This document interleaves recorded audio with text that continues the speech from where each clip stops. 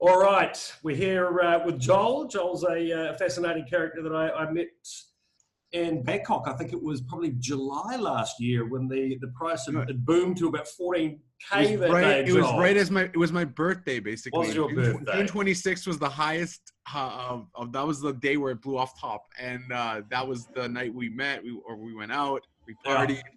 Yeah. We spent most of the day before and that day of chatting and stuff as well. So yeah, it was a good time. That was a great time. Exactly. Not only was it your birthday, but the entire conference was in a great mood as Bitcoin was booming. Yeah. So obviously in this chat, what I'd like to do is we'll do a bit of price analysis, a bit of TA. I know you're very proficient in that space, and also a bit of a fundamental chat, Joel. I know you're a very knowledgeable guy, well respected in the industry. So very interesting for me to get your thoughts on what Bitcoin and crypto is to you. As you know, I'm making the series The Real Cryptos in an attempt to go beyond this sort of echo chamber of us all talking to one another within the industry and see if we can get some new people in here. So maybe if we kick it off, Joel, by, how do you describe Bitcoin to a newbie and what is Bitcoin to you? Yeah. Okay. It's like a loaded question when you ask that to most people because it can be so many things. But to make it really simple, it's digital currency. So, it's one. Everyone's already used to digital currency. So when I explain to them, it's like you have your phone, you have your money on your phone, you don't have your money always in your hand. So it's like a currency that's constantly and never going to be taken off of your phone in a decentralized wallet. So what it is basically a peer-to-peer decentralized system. And decentralized means that nobody owns it. And basically I can send you money and you can send me money and no one in between can say, no, you can't do that. And it's secure. It's something that is backed up by mining. And what the mining does is secure the network so that no one can hack it and change things, as well as it makes sure that those confirmations happen. So I always explain Bitcoin as, when people say like, why should I use it? I go and I say, okay, well, if you do a transaction with just us two here and there's no one watching this video, you could just say I didn't do it if we did in cash and it didn't happen. And I can't prove it unless I have a video or a picture. With Bitcoin and with blockchain technology, it actually puts a stamp on a public ledger. And so because everything's public, anyone and everyone can see that in the whole entire world. And also you have 20 confirmations, which means 20 computers in somewhere in the world that are hooked up to the mining network are basically making cryptographic hashes. And you're probably gonna have to break this down into what I'm saying, but this is kind of an overview of what it does. So it's a secure peer-to-peer network. It's a currency that's deflationary, meaning that the inflation decreases over time, and it has a fixed rate supply. So I always tell people, like, if you look what happened in China this week, $172 billion just into the economy. You can't do that with Bitcoin. So it's basically, a really big nutshell. It could be a store of value. It could be something that we use to spend. It's secure and safe. It's unhackable so far in 10 years, which is pretty good. And it's something that I believe will change the world and the economy that we have based off of, it's anti-greed the way it's set up. You can't mine more than if you mine too much, like we saw in 2017, those people lose money as well. So I guess I'll let you deduce all of that. Because usually I spend about 5 minutes with someone explaining it. But I think that was a good description. Throughout the what I'm trying to do is sort of complement my Real Crypto series with some longer form content with thought leaders, both from the trading space right across the board, trying to uncover some great new projects outside of Bitcoin as well. So we'll have a bit of a chat on that shortly. I think you've probably got a few gems. Whether you want to share them with the general public, I'm not too sure. Maybe we can talk offline on that one, John. Yeah. But look, I mean, I think that's a good explanation.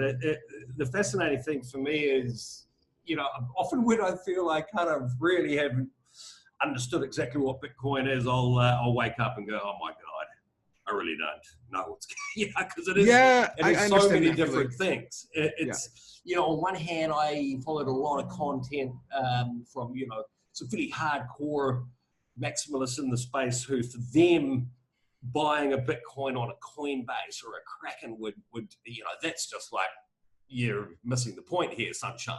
No. But then you've got a Peter McCormick. I'm listening to his content. He's a pretty well-known guy in the Bitcoin space now. He's educating new people, and listening to his show yesterday, for newbies, as he's calling it, he's telling people, go to Kraken to buy your Bitcoin. So there's different ways of looking at this, and I'm not having a go at Peter. That's one use case. But obviously, if you're buying Bitcoin on an exchange, then you're going through a KYC, a know your customer process. You've got to pass over all your personal information, which then puts you into the realm of, is that a unconfiscatable asset, like Tone Vays would say? Probably not, because the IRS can send you a letter and say, you need to declare exactly what you've done with this, and if you don't, we're going to you're off to prison. So it's many different things. It's also that if you're in a country whose economy is going to shit, and we've got plenty of those at the moment, it's a massive hedge against your own currency. I mean, it really is so many different things. So I've actually got a chat with Roger Ver on Saturday. I've been a Bitcoin site from the get-go. I'm really looking forward to talking to him. I've been making a lot of content on Bitcoin SV lately. There's a lot of action there. I like a lot of people in that community. How do you feel about the split on the miners today? The miners split. They're splitting the chain. So there was a big, huge disagreement there, and it was like, you're about to make me look really silly, are you? No. I'm not trying to make you feel. You just didn't know this. The miners just BCH. split. This happened today. BSV. For BSV, I thought you said BSV at one point. Anyways, I did say BSV. Yeah. So BSV. You mean BC? You were talking about Roger Ver. I think the BCH is where they've had an issue with mining, where they were there was a tax being applied. No, the tax that happened too. And just today, because I work in this industry and I'm like constantly following everything, I read an article how BCH miners split. So they're going to maybe split the chain. I have to look more in depth, but this is something also you may want to look into. Oh, absolutely, So that was just that's just brand new, new information I got this morning, and I was like, wow, this is interesting. I threw a tweet on Twitter, I was like, whoa. This is an interesting development here. So there's a coin split within BCH that's I don't know today. if it's a coin split. I have to look into it more deeply, but all I know is the miners split off. They both didn't agree with the new upgrade, I guess it was. And I just briefly read the article because I've been busy this morning because my son was sick. So I didn't have a little bit of knowledge is dangerous, as they say. So we'll discuss that in our next chat. I need to go and have a look. Absolutely. So hey, look, do you want to throw up a chart and we can have a look at a bit of price action to get your thoughts on what's going on? Sure, yeah. I'm not sure which coins or currencies, tokens you trade, but feel free to. Yeah, I pretty much trade everything crypto, a little bit of gold. This isn't financial advice, by the way, people. This is not financial advice. This is just, I'm just going to give people an overview on the market and what I see potentially happening. So, everyone's being like, what's going to happen with Bitcoin? So there's a couple things that I'm looking at. I have this is like a breaker block. So I'm expecting that the price could come down to this level, or where this blue line is the 200 MA. It's a very strong. So what is your trading strategy? Are you an Elliott wave guy? No, I hate Elliott waves. I think they're very, very after the fact type of trading. So I use the Ichimoku Hink, Ohio, which uses the Kijinsen, the Tenkan. Some people call me the Wolf of Kijins. Kind of Wolf of Wall Street. So that's been a new nickname that I've been given. So we see a couple things with Bitcoin that, could show us that we're going to have a breakdown. I'm not going to go in too deep into it because it's just very technical, but I'll give you the basic overview. So generally the 200 MA is a very strong area of resistance, which we can see it tried to break it and then it broke above. And then it acts as a very strong level of support. We also have the Tenkan, which is another area of support based off the Ichimoku Hink, Ohio trading indicator, which is one that's it's a really good indicator to learn. And I actually have a course on this. So I teach people how to use it. And it's a very effective tool because it gives you a lot of everything. Like the Kijin. Send me the link. I'll put it below. Sorry? Send me the link. I'll put it below the video. Absolutely. Yeah, it's definitely, I'll throw that in there. But yeah, so how this works is basically you use the cloud, the Kijinsen and the Tenkan, and then we have this thing called the Chiku span, and they tell us what's happening in the market. And then I use the 200 MA as another confirmation, and then I use obviously like other supports and resistance and breaker boxes. I have a DSRI indicator here, and then volume is pretty much one of the most important things. So I look at the price action, the volume, and then I use the Hink Ohio to really give me a full grasp of what the market's doing. Now, one thing I really recommend for new traders starting out, or even some people who are still kind of learning their craft is don't try to trade like anyone else, and don't take other people's trading the way they trade and learn it. Specifically, you have to kind of learn what works for you and stick to it. The most people lose money trading is when they see someone else say something or do something and they follow them, and they don't really know why they're doing that. So the one thing that I had to learn, and everyone has to learn when they start trading, is this is really not financial advice, it's just educational. Is like, to educate yourself to be a good trader, master one thing and do it really well, and you'll make money. That's why like Bill Williams has his Elliott wave and the Alligator, and that's how he does it. And there's guys who use Elliott waves, and that works too for them. Elliott waves for me just don't make sense. They make sense after the fact for the most part. So if you can count Elliott waves well and you do it, awesome. But I would say just stick to your own strategy and don't veer off of it, because usually if the second you veer away from it, you start to lose money because you're doing too much different stuff at the same time. So yeah. How long have you been trading for, Joel? Well, I started in high school. That was way back in the day. I won like it was a Canadian-wide tournament for stocks, and I got like 9th in the country, so I did pretty well. And then I just like always love trading. I love the challenge. It's like golf. I explain trading like golf. It's a personal challenge. You're not challenging other people. You're really challenging your own self to stick with your guns. If you think something is going to happen, you have to stick with it and not. And I'll show you the next chart to understand what I mean by that. So you don't look at price every second, every day, unless you're day trading. I'm a high time frame trader, which is more comfortable for me. I make a trade, I wait like sometimes a week or 2 weeks, and then it hits the goal or it stops out, and I'm okay with that. So now Bitcoin right now, I'm expecting either two things. One thing is that it's holding this nice support line around 91.52. It could be plus or minus $5 or $10, but this is a pretty strong support line. As you see, it kept touching this level and bouncing above it. Now it's starting to move up. I do believe that we might come and test this 9,400, maybe a little bit lower than that, maybe in this level 93.72, 9,400 level, and then we're potentially going to continue back down, just because we're kind of exhausted on the higher time frames. That being said, when you say we're kind of exhausted, what do you mean by that? I mean, like, if I turn on the TD sequential, you can actually see the exhaustion. So if we go to a lower time frame, when we hit a 9 on the TD sequential, it means that we're kind of exhausted. So you see where it hit a 9, it went a really big run and it hit a 9 and started to come down. This is very normal and indicative of Bitcoin. So I actually, hold on a second, I accidentally did that. I actually have drawn another example of that happened here. So we broke above the cloud, we hit the top, and then we retraced to the Tenkan, which is a very strong area of support when we're bullish. And then it, came all the way back up.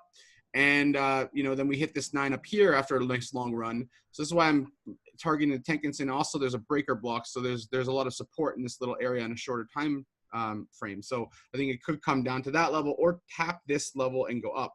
Now, this really cool indicator I use, on the shorter time frame, it's showing that the dots are actually going higher. So it's showing that we might go higher. I believe that we could definitely hit this 96.44. And if we break that level, we'll probably go to 9,800. Now, because it's a halving year, it's not going to react the same as last year. So we may not get to this level here, but I do expect that to happen at some point. And this was drawn up when we were all the way up here at 9,200. We came up a bit higher, and then we actually started dropping. And then now we've held this level. So it really will depend on where this level goes, if it holds or if we break down below it. If we bounce here and we set up, like a bullish engulfing candle, we'll definitely probably come to this 94.50, 94.75 level. If we break through and close, so the candle closes above, so if it was green, it closed above like this one, I believe that we could definitely push to 9,800 to 10,000. That being said, we'll have to just wait and see. My bias right now is that to the short term is to short and keep into this 88, 8,600 range. So that's the level I'm looking at. Excellent. Yeah, go ahead, ask the question. So yeah, I mean, some great technical analysis there. What are your sort of fundamental thoughts on Bitcoin in 2020, and how do you compare it to the last couple of years? Well, I mean, look at all the adoption. I mean, people don't see it really, but you know, like there's been a lot of institutional investment. There's been a lot of new people holding. The amount of Bitcoin wallets that hold 1,000 Bitcoin has grown exponentially. The amount of Bitcoin wallets that have 1 Bitcoin in them have grown exponentially in the last year. So regardless of price, it doesn't really matter too much to me, honestly. I think that like in trading, yes, but fundamentally, I believe that it's an asset class that is, you know, it's gone up, what, 1,000,000% since the bottom. So it's something that, you know, has so much potential. And the thing is, when you see the US and China, all these people pumping out money and creating new money out of thin air, this is a problem. And I think that when people look at this and they see this money being pumped out of thin air, a lot of us are going, well, wait a minute, how does that hurt us? Well, it does. If you look at your grocery bills in the last 5 years, they've gone up. If you look at gas, it's gone up. If you look at any major thing that you do, food, everything goes up. Why does it go up? Because they print money, and the money you have in your bank account becomes less valuable, hence inflation. Bitcoin is very much the opposite, where yeah, they do have mining and you can mine certain amounts, but now we're at 18.2 million coins, I believe it is now as of today, that have been mined. So there's only 21 million forever, and they're going to still be mining when you and I are dead, Sean. So really it's, you know, the inflation rate is going to decrease, and that's what the halving is. Going from 12.5 Bitcoin mined every 10 minutes to 6.25. Dude, so does the economics of the mining concern you? I mean, after the halving, you know, the fact that there isn't a massive amount of growth in transactions, therefore fees for these miners. How do you see that playing out? I mean, well, Bitcoin will be worth more money because it costs more money to mine. So generally, if you look at, I don't have the chart here, I should have prepared it, but generally, if you look at the cost of mining to the price of Bitcoin, they stay very close together. So if today Bitcoin's $9,000 and costs $7,000 for an average person to mine, if there's half the amount every 10 minutes, it should go up to $14,000. And that's just because it costs people more money to create. So it actually will increase the value of Bitcoin over time. And usually if we look back at the other halvings, that's exactly what's happened. We could even scroll out and look at that. Do you feel the halving is priced in at this point? No, I don't. I really, really don't. The last halving, oh my God, I don't have it on this chart, and I need to turn off all this other stuff. 1 second. Okay, the last halving, what day? I can't remember the exact date, but we grew into the halving and then it dumped after. You see this 200 MA I was talking about? You see how it holds, and then when it breaks below, it goes down, and then when it breaks above, it goes up, and when it breaks below, it goes down. So this is a very strong indicator for me. Now, what date was the halving? I can't remember. I think I have it on another chart. Let me just check if I can find which one. This is Bitstamp. This is Bitstamp. I have it on one of my charts because I do this just because it might be on the Bitfinex chart. Hold on a second. Do you trade with leverage at all? Yeah, absolutely. When you should. There's lots of times you shouldn't trade with leverage. I don't have the chart anyways. But yeah, I definitely trade with leverage, not high leverage, usually like between 4 and 7x. I'm not like a 20x guy. It just doesn't work for me. I'm a high time frame trader, meaning that sometimes it will dip quite low and then come back up, or it might go up and then come back down, and it will just go up and down a lot. And you know, if you use high leverage and it goes down $50, sometimes that could wreck you. So for me, I'm more happy taking a larger position and having, you know, of my own funds, putting more of my own funds in, because leverage is just using someone else's money. So using my own funds. So if I was going to put 5K into a trade and I was using leverage at 4X, I could put 4 times, like divide 5,000 by 4, and I'm only using that much money. I'd rather use, if I'm doing 20X, it's even more. So I'd rather use more of my capital in the trade and have less stress of watching the market and go, oh shit, is it going to drop? Because I do high time frame. And so someone who does high time frame like myself will also be like, yeah, it's less stressful.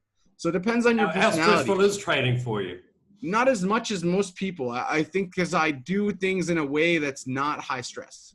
So when I'm doing trading, I'm looking for, look, it's a 2-day chart. So this is what I'm saying. Like I look for my setup. When the setup's there and the entry's there, I go into the entry and that's it. I'm in the trade. And that's it. I'm not like trying to do anything. If it hits my stop loss right there, I hit my stop loss. I lose my 5%. It is what it is. Game over. On to the next trade. Now, the problem with most traders, they try to win every trade. You don't have to. You could have a 7R trade right here. I could do 1 trade out of 6 and still be profitable if I do 7R trades. So it doesn't really matter because I'm risking, let's say, $5,000 to make $35,000. But if I lose, what's 5,000 minus 5%? It's not very much, right? So that's the thing that people need to understand is if you do a minimum 2R trade or 1.5R, every time you risk 100, let's say, if you make 150 or 200, you literally could just trade for about, let's say you do 100 trades, you can do 50% of those trades and still make profit. Okay. So, I mean, if you make, you know what I mean? You make 33% of your trades and you what's your strategy around alts? Do you trade any? Are you trying to accumulate more Bitcoin through that process? Do you look at them from a technical analysis point of view, or is it more sort of a fundamental punt on a long-term position on any alts? And if so, which ones do you think are showing promise long-term? I mean, that was 8 questions. There's a lot of questions there, but with Bitcoin, it's for me, it's mostly about anyone who's a true believer of Bitcoin will tell you like it's not really about the dollar value. It's about accumulating more Bitcoin constantly and having more Bitcoin in your wallet.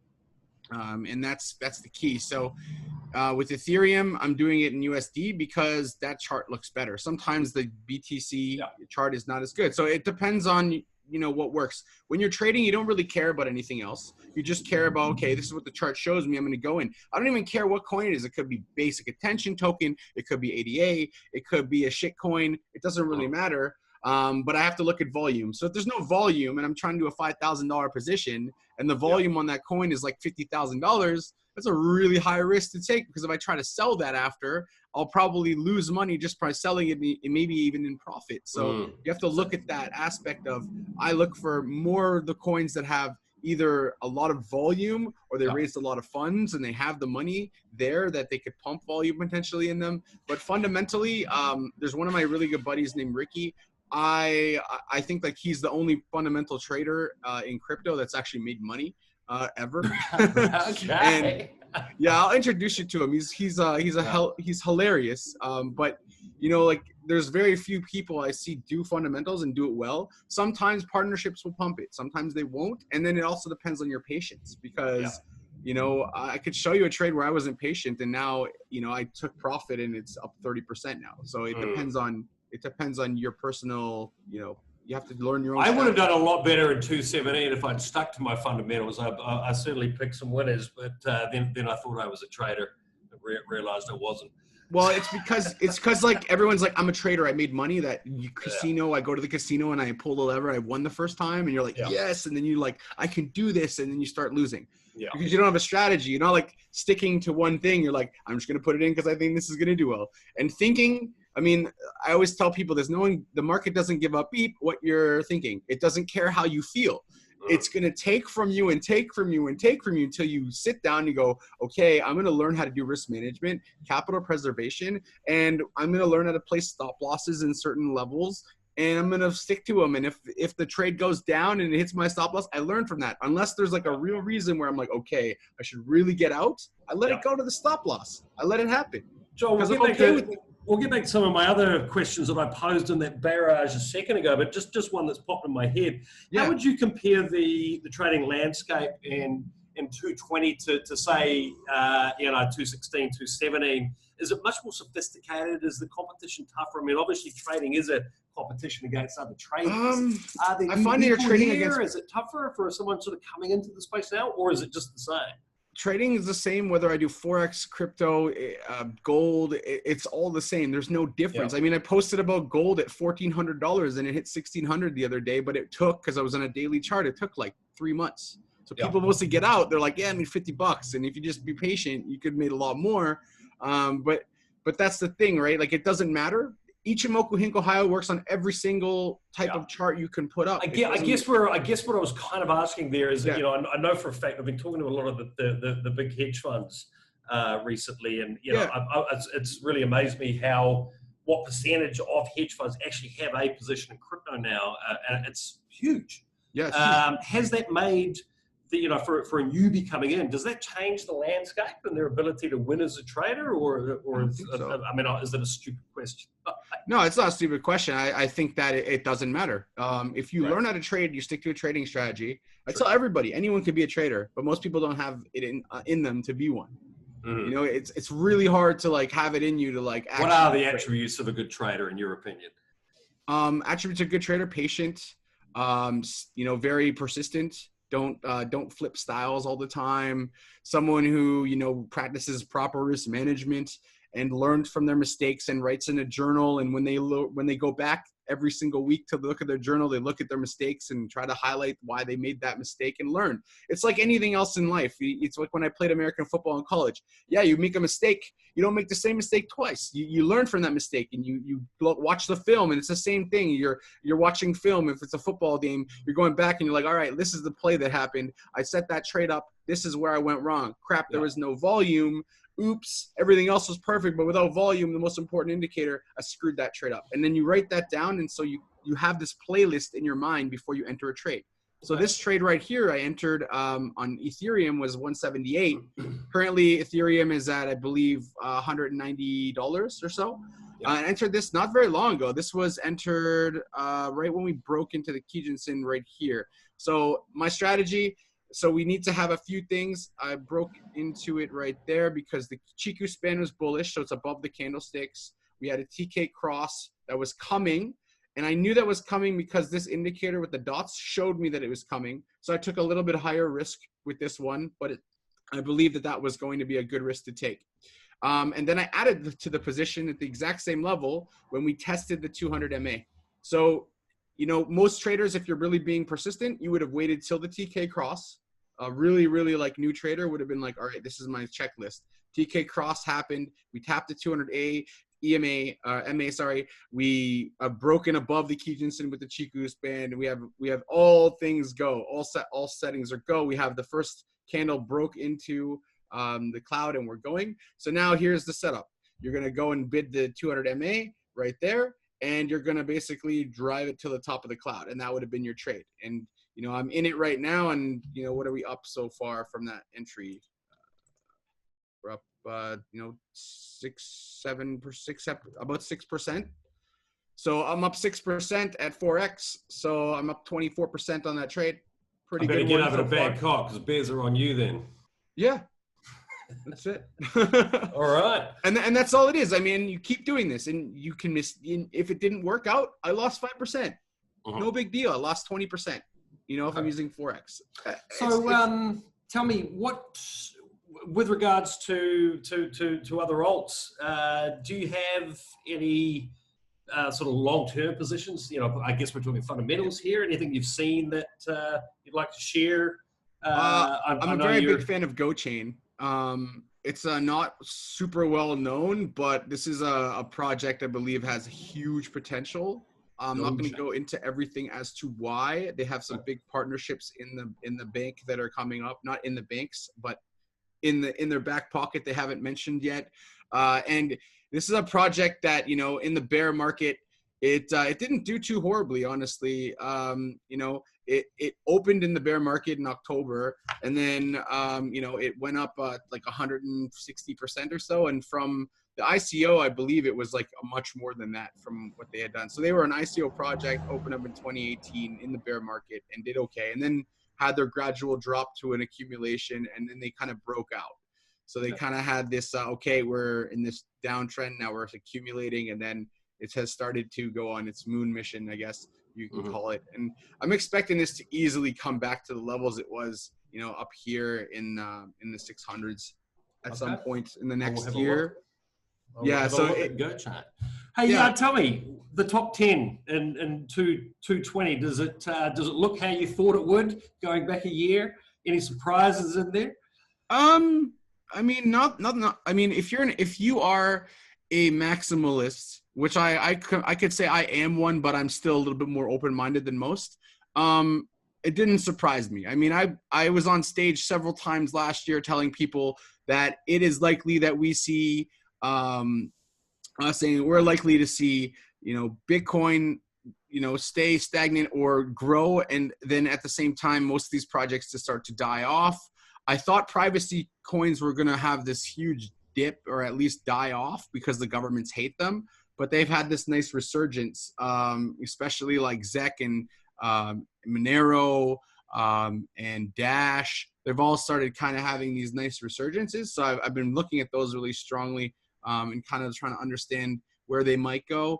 I know they're going to have a lot of hostility from governments, so there's just that thing that I have clashed with people on this topic, and to me it's such a defining topic of the space. Yeah. I think there's always the market will always demand a coin that does offer a high degree of privacy. Now, I agree. Whether that is people who are up to nefarious activities is kind of, in many ways, is neither here nor there. It's just something that will have a demand. It's a bizarre one because in many ways, I've heard Andreas Antonopoulos say that if Bitcoin was really clamped down upon, it would probably be one of the catalysts for massive uptake. It's true. Yeah, so there's always going to be that use case, so to speak. But what about anything else? You've mentioned GoChain. I mean, obviously, privacy is something I would keep an eye on. I would keep an eye on like things like Kava. Obviously, BNB. As much as some people hate they have their hate on for CZ. I don't. I think he's been very good for innovation in the space. He's given us a lot of new tools. So BNB is one to always keep your eye on. They're always doing something. I never doubt CZ because he just constantly has something else in his pipeline, which is, more than most people I see doing in the space. And I like OKX coin as well. OKB exchange coins are going to do well that have, lots of volume and user bases. So you'd keep an eye on those. I think that, our majors are going to do well this year, and the ones that I think it could have a huge year, like ADA, they're coming out finally. So, with Shelly, like mainnet and all that should definitely push them up. They have the new, they have a partnership with PricewaterhouseCoopers that just happened. So I think ADA is one to watch for sure. One that maybe, and it's funny that some people don't know about it for some reason, but I would keep your eyes on Nexo. Nexo mentioned that to me actually. Yeah, Nexo it's a lending and borrowing DeFi type of service, and they have billions of dollars in assets under management. You can put your 2 Bitcoin on there, and you can borrow 1. I have friends that are investment bankers from Singapore that were like, dude, we put in 10 Bitcoin when it was like $3,800, and then we took a loan, and it's 8% a year.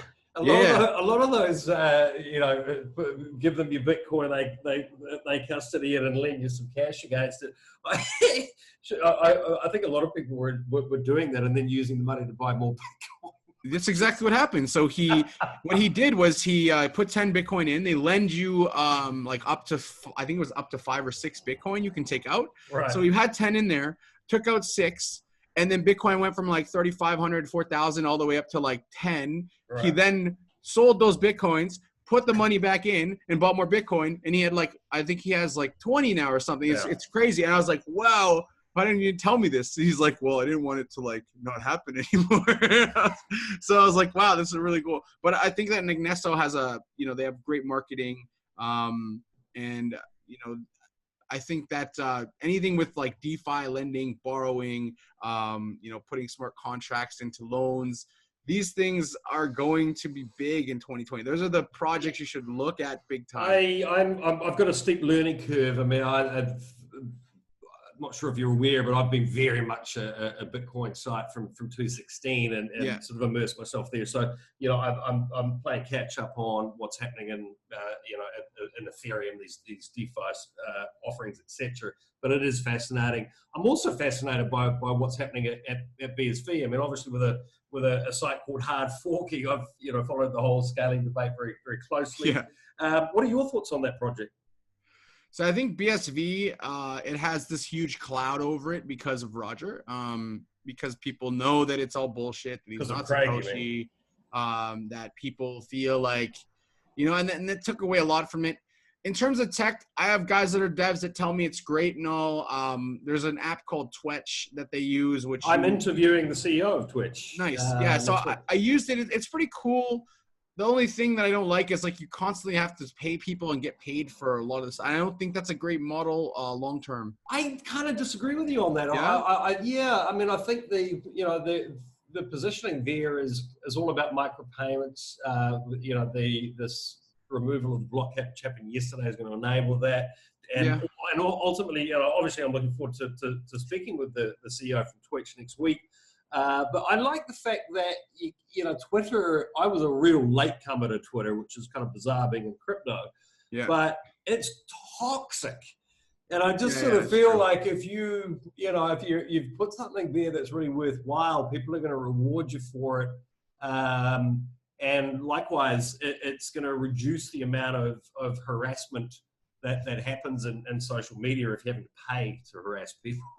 I understand that. It's going to be interesting to see if that model does in fact work. I mean, in some ways, I suppose it's not that new. I mean, things like Steemit and so forth were doing. Yeah, I don't know. I think that, you know, it will stop bots from doing stuff because you'd have to spend a shit ton of money to do it. But, you know, to get new users to use it, it's hard. Like, hey, you have to go buy BSV. Then you have to like fund your account. Then you have to make good quality posts. And if someone doesn't like your post because they don't like you, well, you know, you're not going to get paid for that post. And how are you supposed to keep posting on other stuff, and adding friends cost money. So there's good and bad to it. I'm curious to see how it goes. I'm on there, but you know, that one aspect for a lot of people, they're like, why would I do that? Now, people who are privacy centered, they care, but I don't think most people give a crap about their privacy, honestly, to be completely transparent. Like, most people don't care. They click, sure, Google, no problem. And they're not really cognizant of the fact that their data is being used all the time. You know, that they talk about crypto. Next thing I know, and a crypto ad will pop up on my phone later today, which is interesting. But I mean, the whole privacy things, you know, in some ways that horse is bolted. Even if you were extremely clever with you know, your OPSEC, the reality is, you know, your information's on your friends' phones and so forth. So, but really, it's more, for me, it's more that fact that, you know, as a content creator, how difficult it is to monetize anything these days. It's true. You know, the model is in many ways sort of ruining the quality of content, whether it's, you know, music, film, whatever. It's, you know, the incentive for people to create really good content is not so much there anymore. Maybe, you know, these new solutions that we have on the horizon will change that, where, you know, your ability to monetize what you're doing. You know, I see that happening at BSV. I know Kim.com's looking at something. So I'm as a content creator, that fascinates me, and that's something I'm really looking for. You know, ultimately, what I'm trying to do with this series of real cryptos is find the next big thing. You know, it's, you know, who is building something out there, and be the guy to bring that to, you know, to a wider audience. So, you know, that's a goal. So I appreciate any help and sort of identifying, you know, the best people, the best products and services that we have got. I mean, Link I know you're a very well networked guy. Yeah, I mean, Link is a great one because they have partnerships with like literally everybody. You know, that's a project where it's like, okay, these guys are going to do well no matter what, because they have all the partnerships they'd ever need. RSR is another really interesting one to look at. Reserve, they do stuff. And then you also have DAG, which is like, you know, they have contracts with the US Army. They did only private sale raise. They didn't do an ICO technically because they just did a private sale raise. They didn't need to. You have Unibright, which is another one that's got a pretty interesting roadmap. So there's people trying to do something. I think what it comes down to is there could be a lot of different projects that have the next big thing. Yeah. It just depends on what people find easiest, fastest, that doesn't take a lot of their time, which is cheap enough. And I think like that's what most people are looking for is when they say there's a killer DApp, we don't need a killer DApp. We need something that like people are going to use, whether it be a DApp or not, or something that, is just like, it has to be easier. Like it has to be easier than going on my phone and doing it without a crypto, right? So what are they going to create to do that? And that's what I'm waiting for. And I think a lot of other people in the space are waiting for is like, okay, we need scalability. I think that's the big kicker right now is we still don't have the scalability to beat Visa card, to beat MasterCard. Blockchains are still slow. Even BSV is still too slow. When it gets to these levels where we have that scalability. Let's see. I mean, for me, that's why I followed that project really, really closely. I mean, they've as of yesterday, they've effectively removed the cap on the block size. So for me, it's fascinating to see what in fact does happen in that project now. I think, I do find it a little comical that people are getting a little too caught up in, this whole personality thing with Craig Wright saying, okay, I don't care I'm about Satoshi. That's, in many ways, it's neither here nor there. If these scientists on that project have managed to put a solution out there that will benefit a huge amount of business, then come on. You might be missing the boat here. So that's my attitude on that one. I mean, I know it's a very emotional subject for so many people. I interviewed I'm not emotional. I don't really care, honestly, as long as it benefits everybody in the ecosystem. I think a lot of people, like even Ken Bozak was like, yeah, Twitch. And I was like, I thought you hated Craig. I'm actually, I think I'm doing a video with Ken tomorrow. He's, I've never come across him before. But oh man, he's the best, dude. Is he really? Well, he was one of bro. Dude, I mean, look, maybe we'll have a quick chat on this actually, because I suppose I'm a bit salty at the moment. I put a lot of time and money and energy into making content, especially this new series, the Real Cryptos. If anyone watching this hasn't seen it, please check it out. Hand on my heart, I love the space. I love the people in it. I'm fairly committed to it. And it was a little frustrating to find that so many other so-called influencers in the space simply didn't share that content. Even when I gave them a tap and said, hey, look, I at least have a look at this and get back to me with your thoughts. It's episode 1. So many didn't even bother to do that. I don't know whether it's they were like, all right, who's this guy trying to get a few of my likes or steal a sponsor off me? I don't know, but it just astounded me that people couldn't see it for what it is, and it really is trying to give a fair shape to the different projects and people involved in the space. It's self-funded. I'm not. Trying to fill my own bags here with this thing. So yeah, that disappointed me. I don't see a lot of, this. There's a hell of a lot of people that have come into the space as so-called influencers that, God, we don't need as many as there are actually when you look at how many projects there are that are actually worth talking about. What are your thoughts on that? Who do you rate? Who do you listen to? And what do you feel the overall sort of content creation, media space, influencer space is all about right now? Well, I mean, I find that like the influencer space for the most part is just a bunch of people trying to make money and don't really care about the content they're actually creating in general. I used to do lots of content and I kind of was like, yeah, I'm getting bored of this. Just getting sick of this. And people were like, why? And I'm like, man, like you work hours and hours and hours every day to make content and no one really cares. And if you do it for free, no one really cares too, because then it's like not worth their time. Some people will find it if they make money with you. Yeah. So it becomes really frustrating.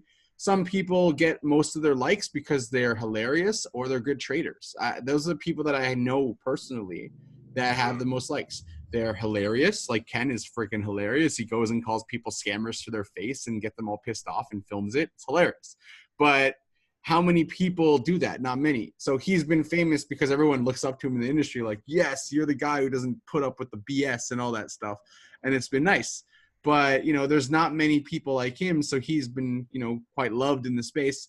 There's been, Tone Vase, who, you know, he's really strong with his personality and stuff, and like people either hate or love him, and he doesn't care, which is I value that, and I think that that's something that people enjoy. But I think it's more about your personality, the influencer space, than it is actually what you're putting out. Like there's guys like Chico Crypto, his content's good, but he can be such a pompous dick to people. Like I've seen him do this in his own group, and I'm like, meh, you know. So for me, I think that the people that are going to influence the space are the ones that are actually just going to do it. And Andreas Antonopoulos, as much as some people love and hate him, I think he's done the best to educate people, to push people forward, to really like try to help people grasp what crypto is, and spend a lot of his time and energy, and was even funded by people in donations because he ran out of money and he couldn't do it anymore. And I'd like to see more people focused on that than just focusing on like, I have great content, so I'm going to be like a dick to the people in XRP so that people watch me more. For me, it's like, no, just be real and I'll watch you. So I really like Chico's content, but I don't like his attitude. You know what I mean? So I think his attitude gets him a lot of viewers though at the same time. So the influencer space, and I think it doesn't matter if it's crypto or not. I think it's more about like, hey, look, I'm in like Thailand. Oh my God, look at me do this. Or it's like, I'm going to be a dick to people and they think it's funny, or I'm going to be this guy who does all these memes, or you're the guy who actually provides value, who are like, all right, here's a trade. I'm going in. Boom. It's on Twitter. People are like, sweet. They go in, they make money. They're like, yes, follow. Hey, do you see this guy? Follow. That's what ends up happening. Yeah. So like guys like Bagsy and Posty, XRP and all, XBT Posty and all these guys, they have big followings because they've actually added value. Yeah. And then I think even Sheepco adds a lot of value, but I think the attitude needs to change, because people don't like, my mom would not watch that and be like, that's professional. I would want to watch that. So we need to be fun, because crypto is pretty boring most of the time. Something more fun, something that, you know, provides value to people, and it makes it easier to understand like the whole grasping the space. Yeah. And I think the big piece that a lot of people are missing is no one needs to know crypto has a blockchain or it even exists. It just needs to work. I mean, like, I don't know how Amazon works. I go on my app. I'm like, oh, shit, I want to buy new earpods. Cool. Boom. I buy them and it comes to my house. Crypto needs that. They need that. That's the killer dApp. Yeah. The one where blockchain's using the back end. It saves companies money. The supply chain's cheaper. You know, costs are down because they don't have to pay middlemen. And then, hey, hello, they save money. So guess who else saves money? The consumer can save money because we don't have to pay all those middlemen, because we're the ones essentially who are paying them when we buy products. And then with blockchain and Bitcoin, well, if you can't create more Bitcoin and people want it, supply and demand economics will mean, not financial advice, that it will increase in value, because that's the world works like that. If you try to buy an Apple iPhone the first week it comes out, it's 60,000 baht in Thailand. If you wait a month, it's 35,000 baht. So supply demand. And I think that's the piece that we all need to focus on. Sorry, I just want to. I filmed a lot. I absolutely 100% agree with everything you said there. You know, for me, I'll actually be in Thailand in the very near future, Joel. So nice. we'll have to get you in one of the episodes, and anyone in the community over there that you think would be good content, whether for adding value or being funny or being offensive. That's fine. We can do all three. We'll do all three. We're in Thailand. We could definitely be offensive. All right. We'll have a night on the town with you, Joel, and we'll do all three. Excellent. Yeah, that definitely will happen. I will make it happen. I don't know if we could film everything that we would do, but we definitely can make it happen. The only place that I've actually seen a crypto advertised when I was out of Bangkok was at a strip club. It was Dash. It was a really? Yeah. Well then, we'll go and have a look. We'll have to try to find that place and tip someone in some Dash.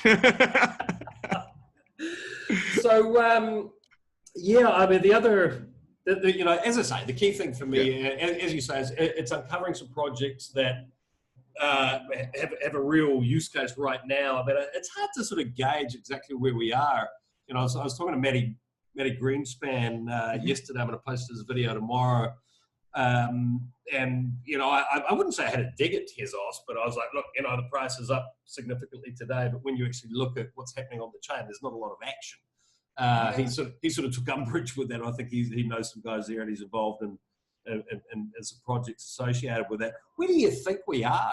I mean, do you think some of these things are just dying a slow death, or are there I mean, the bigger change, or do you think some are really sort of just gearing up to amaze us?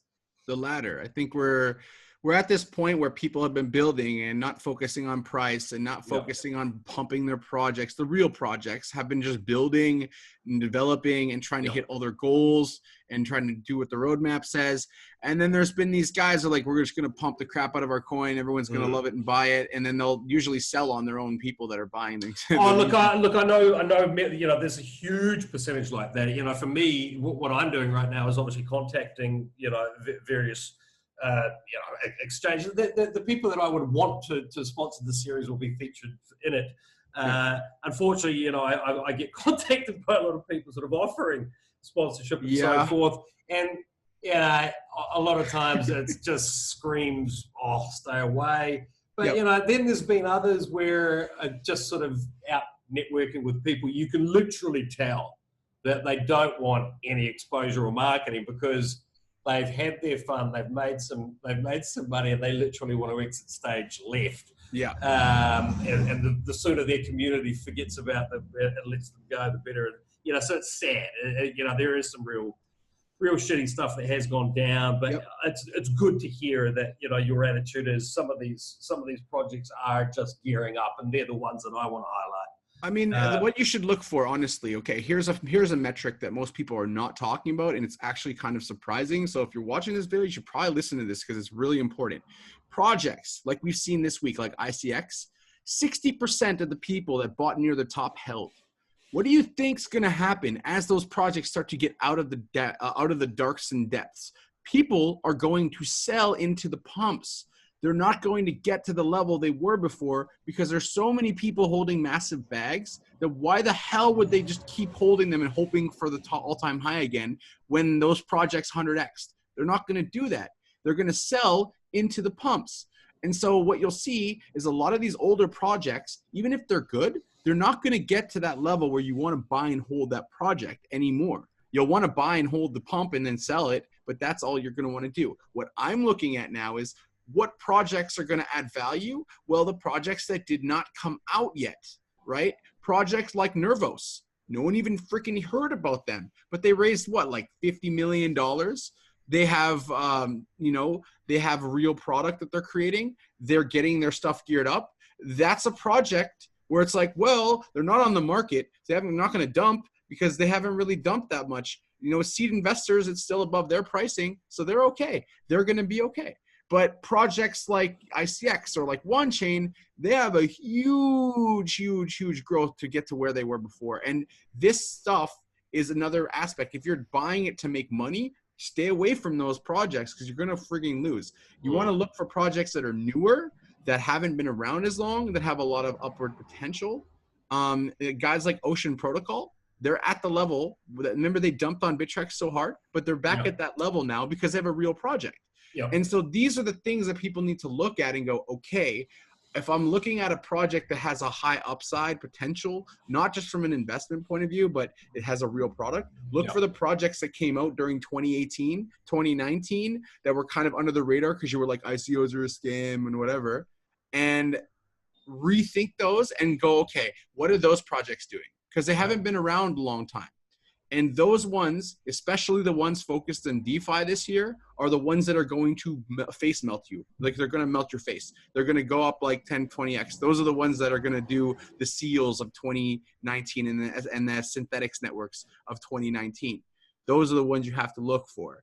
So when you're doing research, just to get an idea of what you should be looking at, that's what you should be looking at. And also keep in the back of your mind, like, okay, there's a very good chance these projects of 2017 that did really well, and even if they have good partnerships, they're not going to get to that level again, but they might have really good tech and they're not going anywhere, right? Neo has a shit ton of money, but I don't think they're going to go to $100 again, but they do with Neo 3.0 have something promising coming.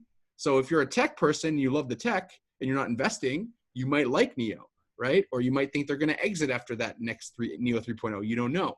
But you have to look at projects, what they've been doing, what have they been building. Is there any real partnerships with like Azure? Is there Microsoft? Is there Google partnerships? Is there, you know, look for real partnership and not AWS servers. That's not a partnership. Look for real partnerships with real companies that have real revenue. Look to see if these companies have any revenue.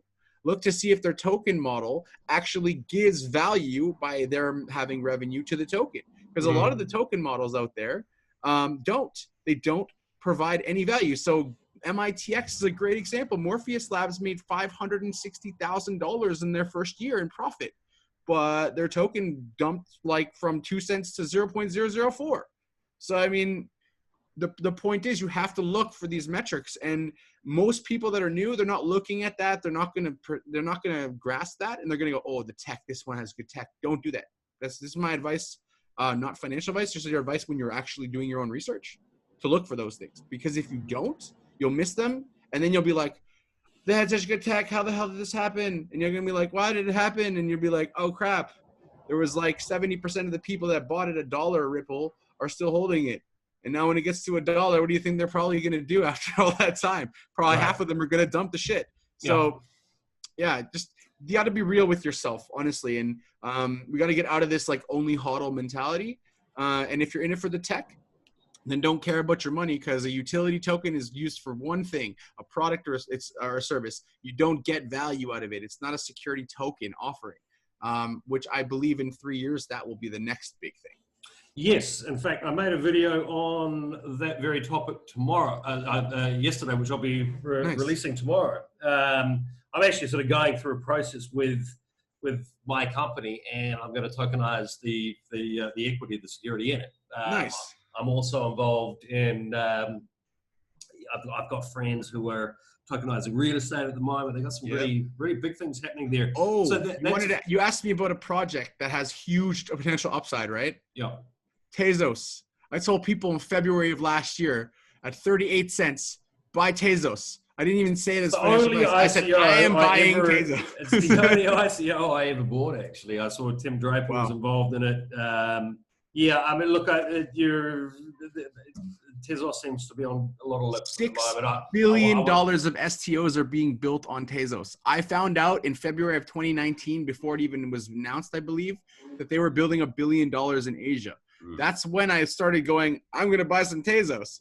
And it's up, what, to $2 now? Like a year later, literally a year later from almost the day, it's up $2. So 5x. I sold it as soon as I could after it was tied up in all that litigation for that drag that's when you should be buying it, because you're scared, like, oh crap, something's going to happen. Yeah. Oh, look, I'm going to have another look at it. Of course. That's the whole point of my series. Obviously, I know the entire background of it from I think that's like one of those that still has like another, it's only at $1.3 billion, the valuation of it. And I'd love to. Is Tim Draper still involved in it, right? It could go to $5. It's possible. I mean, you could quote me on this video in a year from now and it could be $4 or $5, but that's a reality of that project just because it has so much being built around it. Are the Brightmans still involved in it? Kathleen and who was it? I just got pissed off with it. It was the only fucking ICO I invested in, and bang, it was tied up in a litigation. Yeah, and like here, I'll give you an example. Honestly, I think there's a chart where I could show you where Tezos was and where it is, and we can end on that basically. And I can just show you what I'm talking about. And well, I'm going to come and have a beer with you in the very near future, Jog. So I'll be heading back over to Thailand hopefully in the next week or two. You're not far, right? Where are you? You're in. I'm in Singapore right now, but I'm sort of moving around the region a lot at the moment. Yeah. So here, let's just look at this quick before we go. Okay. So here's Tezos, right? So we can look at Tezos and we see that like it was like $1, right? It was like $1.50. It dumped. Guess what happened though? It accumulated down. Joel, I don't see your screen. Oh, you don't? Okay, hold on. Let me try it again.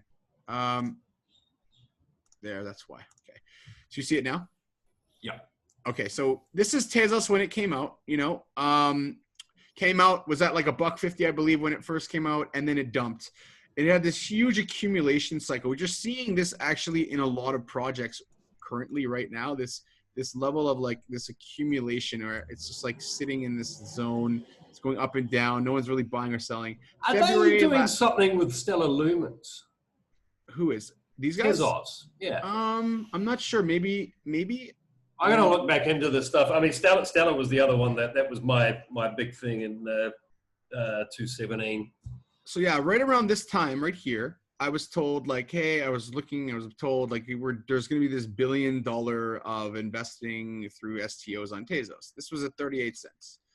So then it went all the way up to like, I think it was like $1.80, and then it came back down. And I was like, holy crap. But look, here's the thing. People that bought here would have sold here, and it went back down. But guess what? Now we're above this level when it first released. So well, you couldn't sell it for a long time, as I only know too well. It was all tied up. And when I was trying to buy it here on some crappy exchanges, it wasn't being traded. I was buying it, and it was going up like 6% to buy a few $1,000s. I was like, Jesus.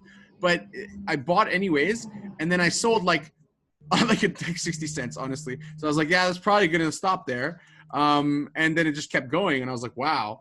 And so people hadn't sold. Here, you can see they started to sell. They were like, wow, we're in profit. The people that were like, oh, there was all this drama, it's not going to stay up there, they started selling. We started seeing another, like, All right. Well, both you and Matty Greenspan have mentioned Tezos to me in the last 48 hours, so I will be having a look. And as I say, I do know it very well. Obviously, I rate. Well, look at the chart, like in a really zoomed out way. You can see that it's above where it first came out, and it's not been dropping. And there's a lot of stuff being built on Tezos, and there's a lot of big backers behind Tezos. Oh, Tim Draper is the reason I got into it. I know he's good mates with the guy who was behind all the security token action last year. I forget, Michael, whatever his name is. It'll come to me. Yeah, all right. So I'm going to have a look at that. That'll be an interesting one to maybe have a chat on in the next couple of weeks ago. Let's look for 450 by the end of the year. Yeah. So that's what I'll look at. 450 by the end of the year. 450. Oh, right, you heard it here first, people. And do you still make content, John?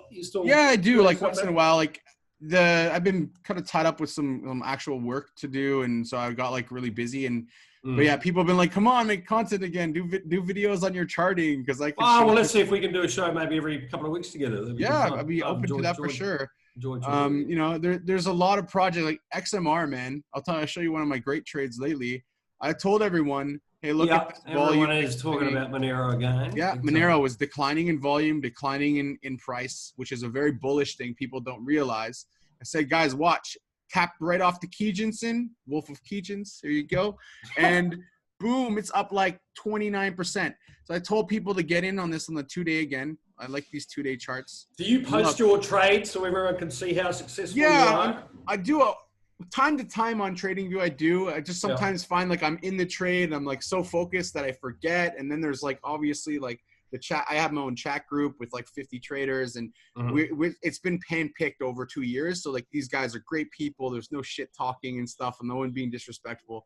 I think it's like one of the best groups in crypto at this point, because we're all making money and we know, and everyone's respectful. And some of our guys are making cool indicators and stuff to help people with when they're learning what's bizarrely. This will shock you, but I've taken the position while I'm making this series not to actually hold crypto, because I really want to have people understand that if I'm talking about something, it's not me trying to pump a project. I think I'm going to do the journalist thing for the next couple of months and get the series out there. And I think to be to have credibility, it's got to be pretty damn. Here's a trade I did yesterday. This is a trade I did yesterday on Golem Network. It hit exactly the top of my chart here. I told I could prove this. I entered like right down here. I thought it was going to go. It had some more volume, even though it's short. You can't really see it here because that was so much. But it had some volume coming into it, and like right near the Kijin bounce. So I was like, all right, this is coming up. So I entered that trade at like right here, and I made like, I think it was 9% on that trade, just really quick. That was a fast one. So I mean, the thing is like if you have a strategy, stick to it. I lose 40% to 33% of the time on average. 40%. But that doesn't matter, because when I'm making profit, let's say I put $100 in this trade. If I lost, I lose $100. But if I win, I make $158, right? Just was giving an example. So if you win $158, you do 3 trades and you win and you lose 2, you're still in profit. If you lose 3, you're still in profit. So the idea is to teach people the risk management side of things. And then once they understand that, it's like, wow, this is actually not that hard. And any strategy actually works as long as you stick to it. Yeah. You could use Bill Williams. You could use, TD sequential. You could do you sell courses? How are you sort of, I mean, obviously we're not shilling anything here, but if you've got anything, I think you're a good dude, Joel. So if you've got any links to what you do, please send them over and I'll post it all under. Yeah, I'm actually, this video. I'm building a site, the profitcoachk.com. But I'm also going to be putting it on my other friend. I told you about Ricky. He has a website already. So we're going to put it on there as well. Yep. And it's not cheap, obviously, because, it took me 3 months of my life to create. It's 300 slides. It's, 32 videos, 10 bonus videos, learning guide as well as you go. Quizzes after most of the lessons so you can actually practice what you've learned. Yeah. And then you get access to my personal trading group, which means that, if you have questions, there's someone actually there to answer them, which is not what most people don't get in a lot of these groups. Cool. So that will be live soon. It's not live yet. All right. But if people do want to take it, I have another way for them to do that right now. I've got like 4 or 5, I guess you call them my trading disciples that I've been training, already started making money, which is the key point. Is we're all there to make money, increase our Bitcoin holdings and become professional traders and get to the point where we don't have to work for asshole bosses anymore, which is what, honestly, that's what drove me to crypto. I had this dickhead of a boss. I was already in crypto, but I had this dickhead of a boss. It's like, I need to get out of this. Like, I need to do something else. And I just started mastering my trading craft. And it took a while. Like, you don't get it in a day. This is another thing people need to be real. You can't like pick up trading over a weekend and be good at it. You're going to make mistakes. You're going to lose money. You're going to win. You're going to make money. You're going to get wrecked a couple of times. And then you're like, all right, I learned all this stuff from it. Now I'm good. It's like going to university. The first year, you kind of do not that much. You kind of figuring it out. By the end of it, you're like a doctor, and it's kind of how trading works. So, I really big on the coaching side of things. Why everyone knows me as Coach K, because I really want to help people get to that level and actually be successul. So yeah, man. Well, listen, as you know, I'm making the series the Real Cryptos. I'm actually in Singapore to get one of our cameras fixed, which died on us. So I'll be back. I'll be coming over to Thailand some point in the next week or two. So I'd love to get together with you and let's make some content in person together. Absolutely, yeah. We can do some live trading. We can go have a time on the town and just be fun. Yep. We can get Zcoin. A really cool thing about Zcoin here, I know Ruben Yap. He's the CEO of Zcoin, which obviously, if you watch the charts, have been doing extremely, extremely well as a private coin as well. You can get Zcoin and you can pay anywhere, 2.5 million or 5 million locations except Zcoin, because the way they do it is it automatically transfers your Zcoin to Thai bot and you pay vendors anywhere with a QR code. It's freaking awesome. So when you come here, Michael Gu did a video of this too. I saw that, but it didn't work in his video. Yeah, it didn't work in his video, but we can try it again. They've been. Let's do that then. But we could do that. We could go out and just see, we go to some more fun places than he was going to, right? We'll go to we'll go to a strip joint and see if we can maybe see. I was gonna say, when he made his content in Bangkok, I was like, come on, fella, do better than that. Yeah, we could do better than that. The Joel and Sean show. Stay tuned. Hey man, people. At least it'll be entertaining. They'll be like, crypto's awesome. It looks fun. Look, I mean, if anyone, I'll have a chat with you offline about people, in the community over there, and let's line up some chats. And I'm coming over to make content for the series. Of course, yeah. I'll connect you with like Sanjay and a couple of other people. I'll ask Ruben if he's available. Awesome. We can get you guys, and we'll go out, have like dinner, talk crypto. Let's do it, man. Do some interviews, but we'll definitely have to have like a proper night out and show, maybe show some snippets of what it's like to come and party with Joel and Sean in Bangkok. Okay, that'll be a subscription service, of course. Yeah, that will be. You have to, if you want to know where we went, you must pay. There's actually a guy making that sort of content. For real? Yeah, he's a super cool dude. Actually, he's not in town at the moment, but he'll be back shortly. Roger Veer put me in touch with him actually. Oh, really? Yeah. Check his name's. He uses 2 different names. I'll send you the link to his content. Sounds good. It's hilarious. I like hilarious stuff. Oh man, he's got this girlfriend who's she's blessed. And his content is really hilarious. Actually, I think he's sort of going to start doing a bit of crypto-based stuff. Nice. Well, Let's get him over then. We'll take him out. Yeah, definitely. Yeah, All right, fella, I've got to get off and drop this camera off actually, so I can. Yeah, go ahead, man. I gotta go and. But hey, listen, thanks for your time. I've enjoyed the chat, Joel. Absolutely, always. Let's do this again, and I'll get in touch with you offline, and we'll tee up a time and date when I'm in town, and let's get together. Absolutely. Please send me the links for anything you want. We'll do. If you guys want to join me on Twitter, it's just at Coach K Crypto. Coach like K, like my last name K, like the letter K. And yeah, I post a lot of stuff, even charts on there sometimes, so you guys can see some live stuff. Also on Telegram, same Coach K Crypto. On Instagram, Coach K Crypto. I keep it real, so you can find me really easily. And in terms of the content, if you ever need me, just hit me up, and I'll definitely get back to you if you need anything or want, anything. Cool. Just let me know. Excellent, brother. Thanks for your time. It's been too long between drinks, so we'll. Thank you. Yeah, definitely. We'll do this again a bit sooner than what's it been, about 8-9 months, I guess. Yeah. It's been 8 months. Craziness how time flies, huh? Scary. Yeah. Scary. For real. From 14K down to, what was it, like 6, down back up to 9. Yeah, Wild. Indeed. Wild, so wild. let's I'll see you definitely in the next week or two, and we'll make some content in person. Perfect. Appreciate it, man. Thank you, sir. You're going to have to unscreen share here so I can actually. Oh yeah, sorry about that. Let me do that. Bing. Okay, there it is. All right. Thanks, everyone. I hope you enjoyed meeting Joel. If this is the first time you've seen him, links below to his content where you can find him. And see you all tomorrow. We've got a chat with Matty Greenspan tomorrow. STO token guide coming up. And Roger Vera will be joining us in the next couple of days as well. So make sure you subscribe to the channel. Thank you very much, everybody, and see you soon.